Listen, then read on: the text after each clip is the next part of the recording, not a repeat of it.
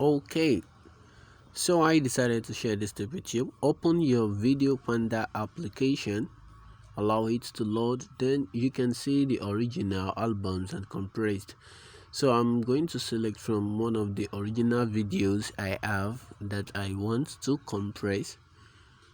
So I should select this nanotape clip.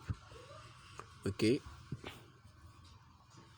so you can see different kind of sizes. You have the just compressed, that is the smallest, and that is the one I'm going to select. It is easy to share, so you allow it to compress. You can see how fast it is. It is good if you don't switch on your data, but it is not bad if you switch it on, just that it might be slow. So I'm done. So I need to compare so that you can see the quality.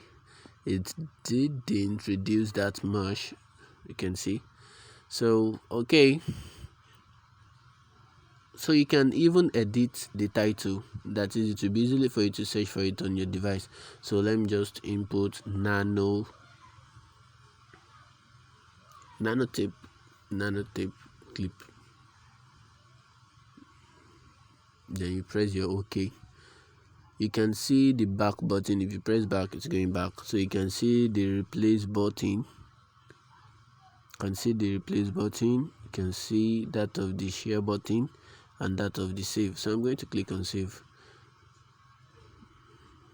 So you can just decide to rate them if you like or not. So that is just it. Click on save and you would automatically see it on your device. It's going to create a Video Panda folder, or you select where you want it to be saved. So it is very simple. You can go back to